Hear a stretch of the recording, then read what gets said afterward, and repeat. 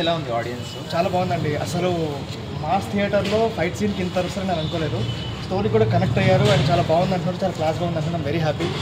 ఈ కాన్సెప్ట్ తీసుకోవడానికి అసలు మీ థాట్ ఏంటి? అంటే ఇలాంటి కాన్సెప్టే చేయాలని మీకు ఎట్లా? అలా ఏం లేదండి, అంటే స్టోరీ మేము నమ్మి తీసామంటే. అండ్ ఈరోజు మేము రెస్పాన్స్ చూసిన ప్రతి ఒక్కరు చాలా బాగుంది అంటున్నారు. So I'm very happy. ఇక నెక్స్ట్ వేరే స్క్రీన్స్ కూడా వెళ్ళి అక్కడ కూడా తెలుసుకోవాలి. So what you are expecting from audience? I think if they love the film అండి. అంతే, ఇంకా ఒకసారి వాళ్ళకి నచ్చింది అంటే ఇంకా ఐ థింక్ అంతకుమించి నాకు ఇంకా మాటలు రావట్లేదు. అండ్ యాక్టింగ్ని బాగుంది అంటున్నారు, సినిమాటోగ్రఫీ బాగుంది అంటున్నారు. ఎస్పెషల్లీ లైక్ సెకండ్ హాఫ్లో ఫైట్ సీన్కి అయితే నాకు చాలా హ్యాపీగా అనిపించింది. నేను ఇంకా నెక్స్ట్ సినిమాలో ఫైట్లు పెడదాం అనుకుంటాను. ఇంకా పెట్టండి, మేము సపోర్ట్ చేస్తాం. Thank you. Congratulation. Thank you. Next future projects ఏంటి?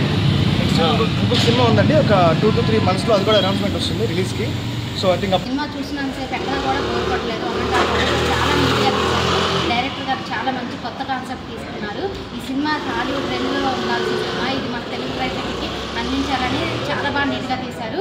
ఇలా ట్విస్టుల మీద ట్విస్టులు చాలా బాగా అనిపించింది. లాస్ట్లో ట్విస్ట్ అయితే చాలా బాగుంది. అది డ్రీమ్స్ అనేది అందరికీ వస్తాయి, మంచి కళ్ళు వస్తాయి, చెడ్డ కళ్ళు వస్తాయి. కానీ ఈ సినిమాలో ఎలా కళలు కంటారనేది మీరు డైరెక్ట్గా థియేటర్కి వచ్చి చూడండి, బాగా ఎంజాయ్ చేస్తారు.